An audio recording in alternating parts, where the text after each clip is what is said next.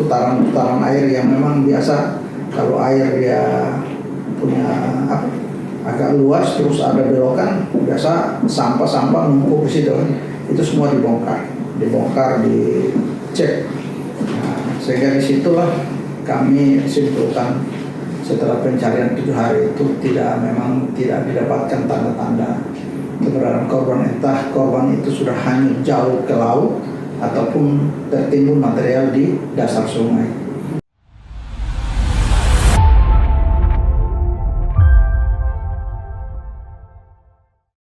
Assalamualaikum warahmatullahi wabarakatuh. Selamat siang Tribuners. Saat ini saya sedang berada di depan kantor Basarnas Gorontalo, dan kita tahu pada awal Januari 2006 ini terjadi insiden 2 orang dinyatakan hanyut di sungai Paguyaman yang merupakan ibu dan anak. Menyeberang ke sungai dan tiba-tiba sungai Motobuto yang bermuara ke sungai Paguyaman itu meluap, mengakibatkan 2 orang dinyatakan hilang, dan hingga operasi pencarian hari terakhir korban tidak ditemukan. Kita akan bertanya secara detail bagaimana kronologi dan proses pencarian dengan pihak Basarnas. Nantikan terus liputan kami dalam segmen Saksi Kata Tribun Gorontalo.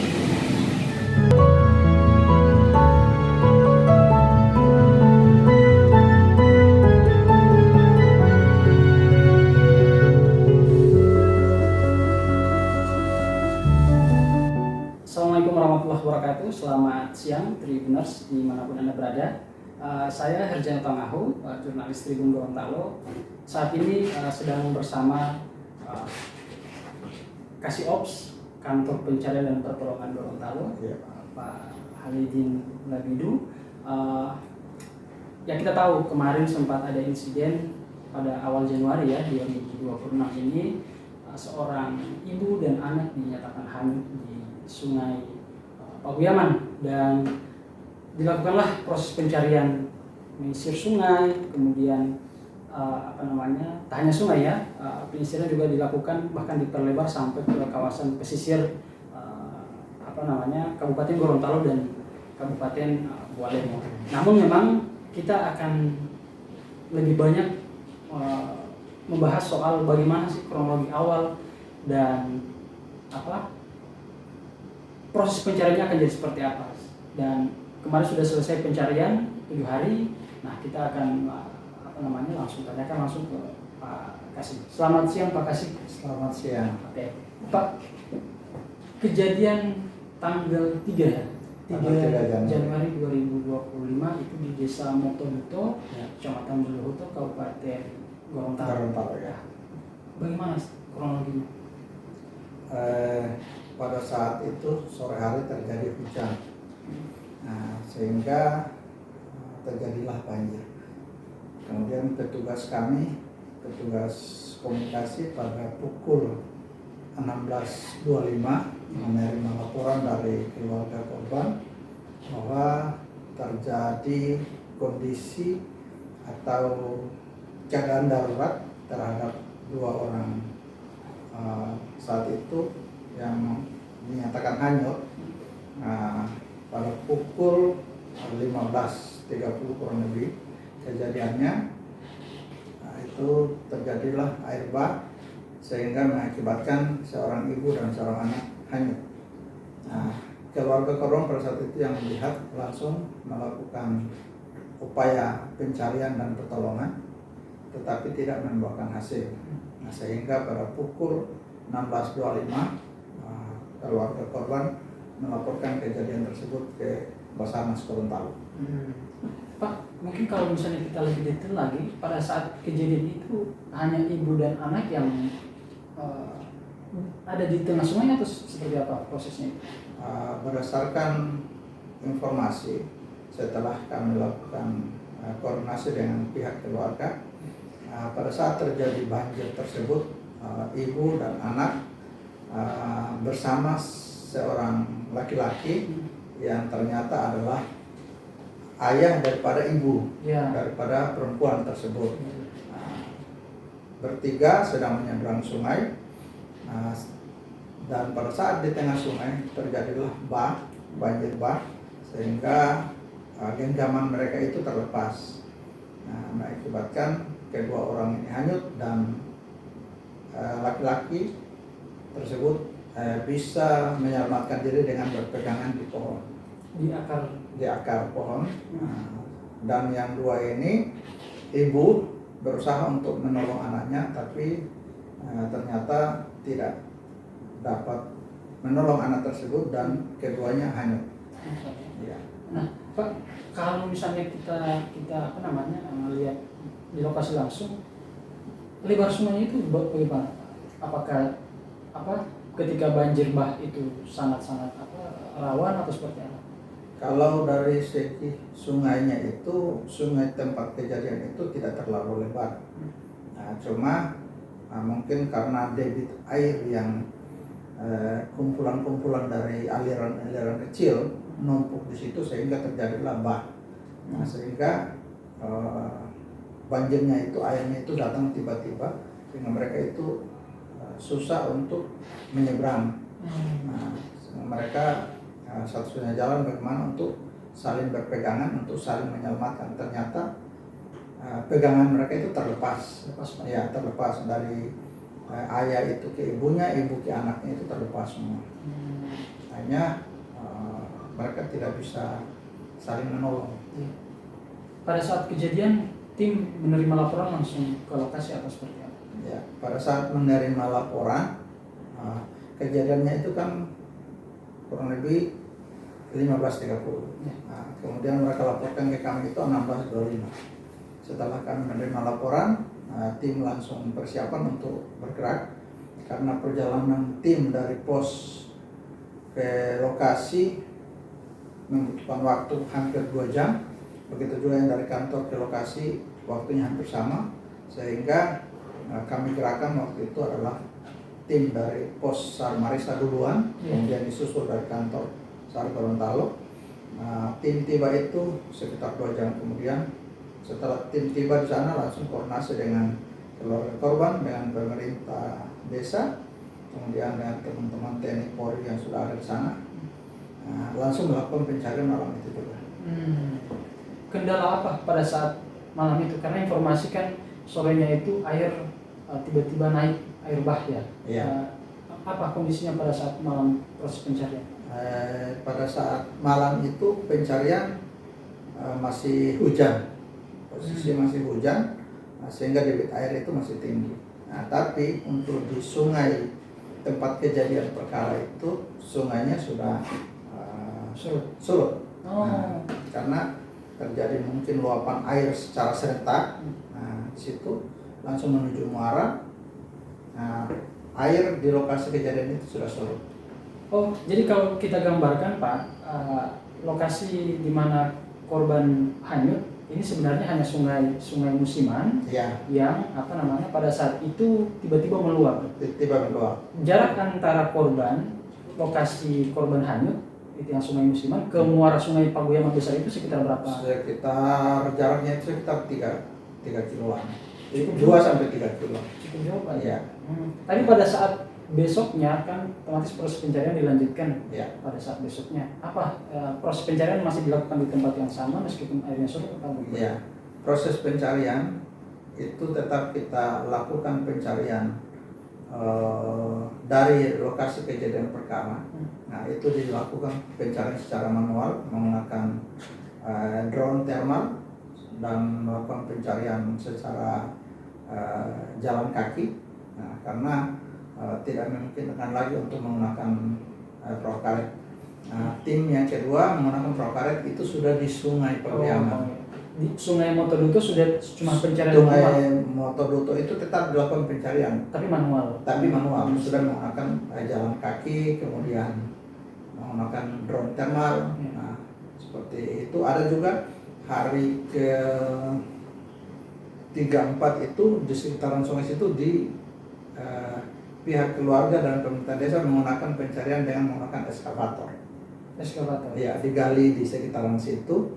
Jangan sampai tertimbun di situ. Tapi berdasarkan saksi-saksi mata yang ada, bahwa kemungkinan besar mereka tidak di situ karena mereka dilihat dalam kondisi hanyut. Nah, jadi korban anak dan ibu ini sudah kondisi hanyut. Oke. Pak, sebelum kita bahas soal kelanjutan dari proses pencarian, kan awalnya korban hanyut di Sungai Mati nih, ya kan? Saya dapat informasi sempat ada penemuan pakaian daripada korban oleh pihak kepolisian, itu bagaimana, Pak? Itu mungkin ada pakaian, tapi bukan pakaian yang di badan. Mungkin pada saat mereka pulang dari kebun itu ada pakaian-pakaian ganti yang dibawa. Karena pada saat mereka menyeberang itu ada tentengan-tentengan, ada yang membawa kelapa buah, ada juga yang membawa tentengan kayak perbekalan-perbekalan. Nah, jadi mereka bukan bergandengan secara pegangan tangan langsung, tapi tangan ini memegang tentengan, jadi mereka berkurang lebih. Jadi tidak sambil pegangan tangan secara langsung, sehingga menurut keterangan dari si ayahnya ibu ini yang korban, mereka berangkul, bukan bergandengan, saling merangkul tangan, karena tangannya ini pegang tentengan. Jadi mungkin pakaian-pakaian itu salah satu pakaian milik korban, tapi yang bukan yang dikenakan, tapi mungkin pakaian-pakaian ganti karena mereka dari kebun. Ya. Hari selanjutnya diperluaslah pencarian menyisir Sungai Pakuyaman secara menggunakan perahu karet dan juga ada yang pencarian secara manual juga dengan thermal. Pak, mungkin bisa dideskripsikan sedikit bagaimana kondisi sungai pada saat itu? Apakah sungai itu naik debit airnya ketika hujan atau seperti apa? Di Sungai Pakuyaman sendiri, memang di sungai itu kan apabila terjadi hujan, menurut informasi, tetap debit airnya naik karena banyak sungai-sungai kecil, sungai-sungai aliran kecil itu yang buat muara ke sungai itu akan terbuang di situ semua, sehingga tetap debit airnya akan agak deras. Kemudian yang faktor yang kedua, pada saat kejadian itu memang berdasarkan kondisi pasang surut, air pada pagi dan sore hari itu terjadi pasang dan surut. Jadi pagi itu pasangnya tinggi, siang agak surut rendah, sorenya juga pasang tinggi. Sehingga pada saat sore itu kan kejadiannya sore. Pada saat kejadian itu memang air pasang tinggi, sehingga air di muara itu pasang tinggi, sehingga memang akan mempengaruhi volume atau debit air yang ada. Berarti Pak, kalau kita lihat, saya juga sedikit explore di Google Maps, saya lihat Sungai Pakuyaman itu cukup besar, melintasi sejumlah desa. Nah, berarti saking besarnya, ini pengaruh juga sampai ke beberapa kilometer ke atas pasang surut di laut, begitu Pak? Iya. Kalau untuk pasang surutnya tetap akan dipengaruhi sampai di atas walaupun dia dalam kondisi banjir. Karena begitu air pasang di muara, tetap debit air itu akan naik. Luas sungainya sendiri rata-rata berapa? Kalau itu perkiraan sekitar bisa sampai 30-an mungkin. 30 meter ya. Lebarnya? Ya, lebarnya. Tapi tidak semuanya. Iya. Ada yang memang agak kecil, memang agak luas. Baru dari LKP ke muara itu, atau dari tempat kejadian muara sungai kecil itu ke Sungai Pakuyaman, dari TK itu ke muara itu sekitar 17 km. Cukup jauh lumayan. Pada proses kan tadi Pak Kasih sempat singgung soal upaya keluarga melakukan pencarian menggunakan ekskavator. Itu di kawasan mana tadi, 3 km dari LKP ke muara atau dari di lokasi kejadian? Di lokasi kejadian mereka pas terbawa arus itu.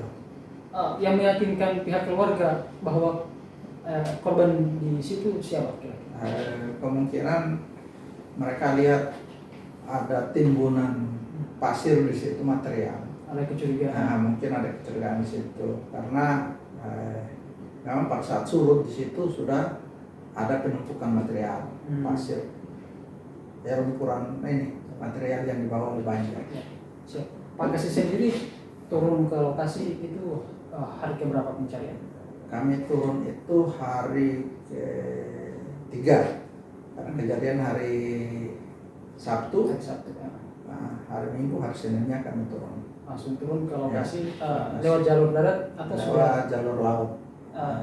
dengan tambahan alat itu ya? Karena pada saat hari ketiga pencarian hari kedua, hari pertama mereka penyisiran di lokasi kejadian. Ya. Nah, sampai ke muara Sungai Pabeyangan. Nah, tapi pada saat itu kan sudah malam, kemudian airnya sudah surut. Nah, jam 11.30 mereka tutup operasi malam hari itu untuk tutup sementara, dilanjutkan pagi hari. Setelah pagi hari mereka penyisiran. Nah, berdasarkan informasi dari lokasi bahwa kemungkinan besar korban sudah terbawa ke Sungai Pabeyangan, sehingga tim langsung kita bagi menjadi 2 seru. Seru pertama menggunakan pencarian manual di lokasi kejadian, kemudian seru kedua menggunakan perahu karet menyisir bantaran Sungai Pabeyangan. Nah, hari kedua itu sekitar 5-7 kilo. Nah, untuk hari ketiga kita melakukan area pencarian yang sama, ditambah dengan personil dari Sabara Polda Gorontalo. Nah, itu mereka sudah membawa perahu karet juga. Jadi kita bagi 2 seru untuk yang di perahu karet. Nah, 1 seru di sisi kanan, 1 seru di sisi kiri. Itu mereka sudah sampai ke muara. Nah, sehingga mereka informasikan ketiga bahwa hari ketiga sudah masuk di muara. Oke, kalau sudah masuk ke muara berarti karena di muaranya agak luas, kemudian di sana kebetulan cuaca juga agak terombak, sehingga kami putuskan berkoordinasi dengan pimpinan untuk mendukung operasi dengan menggunakan RBB. Nah, kita RBB dari sini kita jalan sekitar jam 7.30, tiba di sana kurang lebih jam 9 kurang. Kita langsung melakukan penyisiran di luar. Setelah itu kita coba masuk siang jam 12, masuk ke kampung desa Girisa. Nah, kemudian kita koordinasi juga dengan masyarakat di situ, berdasarkan informasi pengalaman dari mereka bahwa kalau sananya ada orang hanyut ataupun benda-benda yang hanyut dari atas, dia akan berakhir di pinggiran bagian barat muara. Nah, sehingga setelah istirahat siang jam 2 kami lanjut pencarian. Itu kami sisir di situ, memang betul material yang dibawa oleh banjir itu terkumpul di sekitar. Jadi arusnya itu memutar material ini. Jadi arusnya itu arus air bawa keluar, arus laut bawa masuk. Jadi keluar masuk hanya masuk di pinggiran itu. Nah, tapi di pinggiran bagian barat. Nah, kami cek di situ, memang kami dapatkan ada benda-benda seperti bangkai kambing, bangkai ayam, nah, kemudian batang-batang pohon kayu yang terbawa arus, memang munculnya di situ. Tapi kami juga selain RBB, perahu karet juga kami arahkan untuk situ. Nah, perahu karet kan bisa sampai ke tepi. Nah, setelah masuk ke tepian itu mereka sisir satu-satu itu sampah-sampah yang ada di situ, tidak menemukan tanda-tanda bahwa ada korban sendiri. Mereka dapatkan cuma bangkai-bangkai binatang. Nah, Pak, pada saat proses pencarian di hari ketiga Bapak turun langsung, keluarga ada pada saat itu juga sama-sama ikut mencari atau justru masih di bagian? Ya, kalau untuk keluarga mengikuti tim itu yang menggunakan perahu karet. Nah, itu yang ikut itu kakaknya korban, kakak saudara laki-laki. Suami sama bapaknya itu mungkin lagi trauma, lagi merasa ini, mereka tidak diistirahatkan karena takut juga jangan sampai ada indikasi apa seperti gimana di lapangan. Jadi yang memang mentalnya agak kuat, seperti saudaranya itu, dia bilang saya siap ikut. Jadi dia yang ikut selama saya. Nah, Pak, tadi mungkin sempat disinggung soal di beberapa aliran sungai itu lebarnya bisa sampai 30. Kalau kedalamannya sendiri rata-rata bisa? Kalau kedalaman ada yang memang yang dalam, sampai bisa dilewati oleh kapal-kapal kecil, kemudian perahu karet. Nah, ada juga memang dangkal. Kalau yang sudah agak lebar itu kebanyakan dangkal ya, karena sudah terbuka, jadi agak dangkal di situ. Pak, saya sempat terima juga video dari Basarnas soal proses pencarian yang menggunakan drone-nya dari atas. Nah, saya lihat ada beberapa kawasan sungai yang cukup rapat, Pak, di antara bantaran dan juga semak-semak belukan itu cukup rapat. Itu tidak luput dari tim kami yang melakukan penyisiran di bantaran sungai itu ada beberapa titik yang memang dicurigai kemungkinan nyangkut di situ atau ini itu semua dibongkar. Ada tumpukan pohon-pohon bambu, ada batang-batang pohon ataupun putaran-putaran air yang memang biasa kalau air dia punya agak luas terus ada belokan, biasa sampah-sampah numpuk di situ. Itu semua dibongkar, dicek. Sehingga disitulah kami simpulkan setelah pencarian 7 hari itu memang tidak didapatkan tanda-tanda keberadaan korban, entah korban itu sudah hanyut jauh ke laut ataupun tertimbun material di dasar sungai. Karena kalau untuk di permukaan sungai, semua titik-titik yang mencurigakan itu tim sudah melakukan pembongkaran, pengecekan secara detail.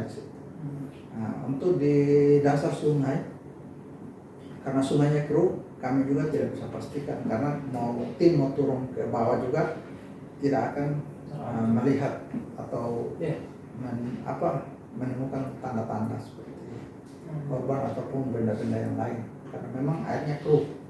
Jadi kalau seandainya dangkal, itu biasanya tim turun. Nah, kalau yang sudah di dasar, sudah agak dalam, itu memang tim tidak turun ke situ karena memang airnya tidak kelihatan. Nah, berarti Pak berakhir proses pencariannya sampai di hari ke-7 ya? Iya. Nah, Pak biasanya proses pencarian setiap harinya itu sampai malam Pak atau? Biasa tim balik itu untuk pencarian sore itu paling cepat jam 6.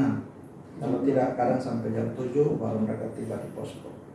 Karena memang begitu sudah melakukan pencarian, ya alhamdulillah tim juga serius dalam pencarian sehingga ada titik-titik tertentu yang mereka curigai tetap mereka akan melakukan penyisiran di situ, melakukan pengecekan sampai terakhir itu ada informasi entah keluarga korban ini dengar dari siapa. Nah, katanya di sekitaran sungai di Muara itu ada bau yang menyengat, kemungkinan dicurigai itu bau mayat. Nah, langsung dibawalah teman-teman dari TNI dari Sabara, kemudian dari Basarnas membawa itu keluarga sampai sana, lakukan pengecekan secara ini dan memang diyakini bahwa tidak ada tanda-tanda.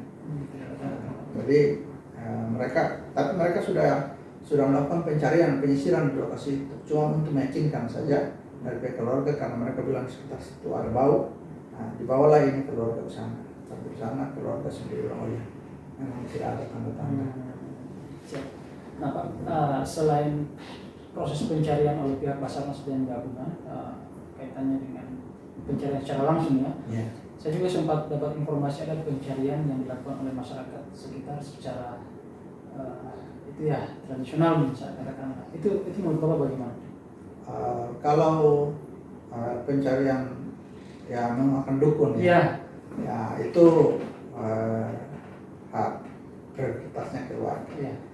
Silakan keluarga melakukan ramalan ataupun pencarian makhluk itu, tapi ya, tapi untuk di kami pencarian berdasarkan dengan metode kami, SOP kami, karena ada standar yang harus kami jadi ada pun saran dari keluarga bahwa korban itu mungkin di sini bisa kami ikuti, tapi kami lihat apakah ini sesuai tidak. Apakah ini memang masih bisa diterima ya. Tapi kalau seandainya tidak bisa diterima, ya kami jelaskan secara ini. Proses pencarian terakhir di hari ke-7 yang menandai secara keseluruhan tim ditarik. Ya. Atau seperti apa? Katanya masih ada proses pemantauan, bagaimana? Kami pada saat pencarian itu kami mapelkan, kami sampaikan pemberitahuan kepada nelayan-nelayan, warga di sekitar LKP, kemudian di sekitar Bontaran, kemudian ada petugas Babinsa di sana, ada petugas Polair yang di lokasi, kemudian pemerintah desa. Dari pada saat pencarian itu kami sebarkan informasi bahwa kami sekarang lagi proses pencarian terhadap 2 orang korban yang hilang. Dan kami pesan apabila ada menemukan tanda-tanda atau melihat mereka, bisa informasikan ke kami. Sehingga pada saat hari ke-7 sesuai SOP kami evaluasi mulai dari hari pertama sampai hari terakhir tentang lokasi yang kita sisir, yang kita cari, kemudian tanda-tanda ataupun kondisi-kondisi yang lain, sehingga kami simpulkan untuk ditutup. Tapi pada saat tutup kami juga tetap melakukan pemantauan, artinya setelah kami tutup tim kami tarik semua. Tapi yang tadinya di masyarakat, di kelompok-kelompok nelayan ataupun di pemerintah desa dan petugas-petugas yang memang tempat tugasnya di sana, itu kami sampaikan apabila ada menerima informasi, melihat petunjuk ataupun lain-lain yang mengarah kepada korban, silakan informasikan kami dan kami akan membuka kembali operasi dan melakukan pencarian ataupun evakuasi terhadap korban tersebut. Berarti pada saat proses pencarian juga semacam ada persetujuan begitu Pak dengan pihak keluarga atau seperti apa? Maksudnya persetujuan bagaimana? Menyampaikan bahwa ini sudah selesai begitu. Pada saat terakhir. Pada saat terakhir kami sampaikan kepada pihak keluarga bahwa sesuai dengan SOP kami pencarian itu 7 hari. Kemudian karena yang jelas keluarga masih berharap korban ditemukan. Cuma karena itu tadi pertimbangan kami adalah hasil pencarian dengan luasan area pencarian, dengan kondisi-kondisi itu tidak ada tanda-tanda ataupun informasi-informasi yang bisa kami anggap bisa menjadi pertimbangan, itu tidak ada.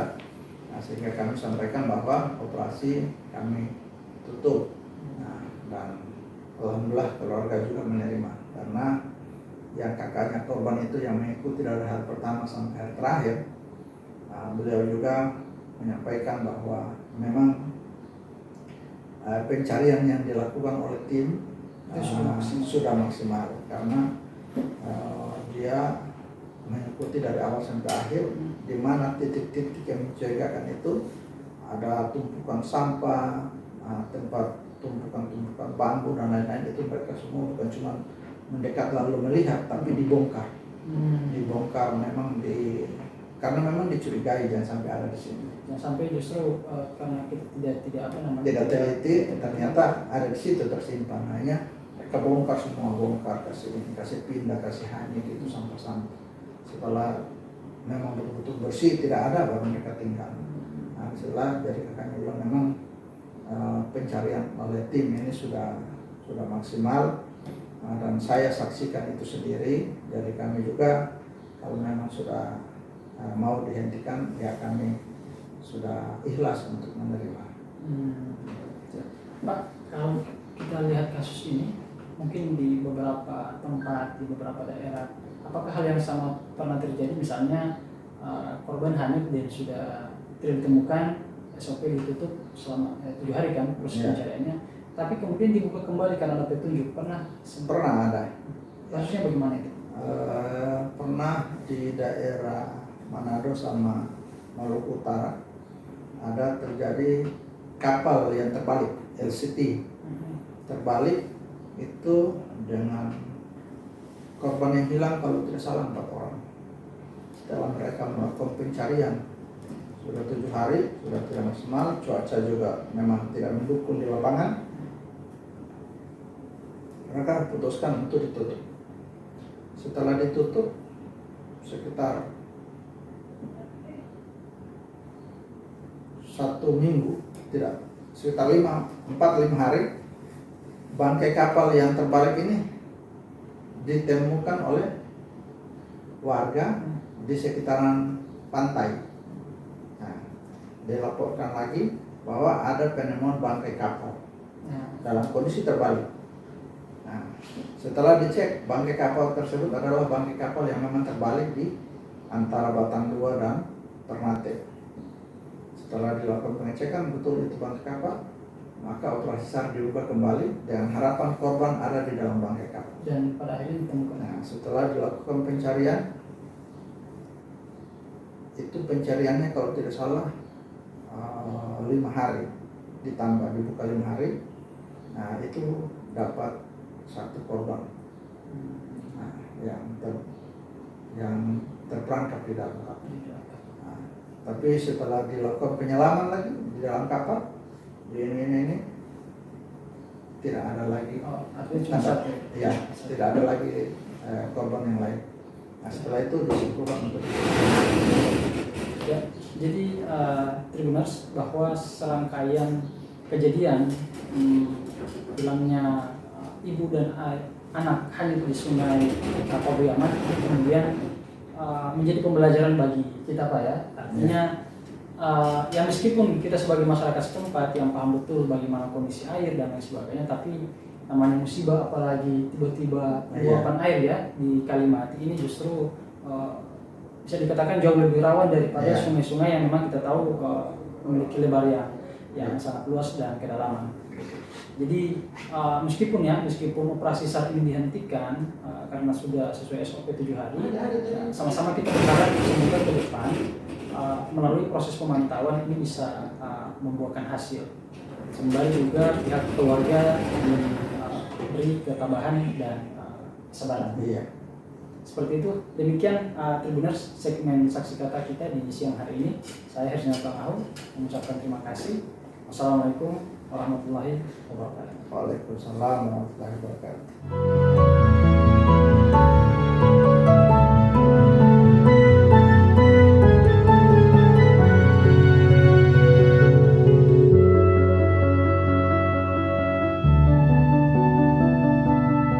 Download Tribun X sekarang, menghadirkan lokal menjadi Indonesia.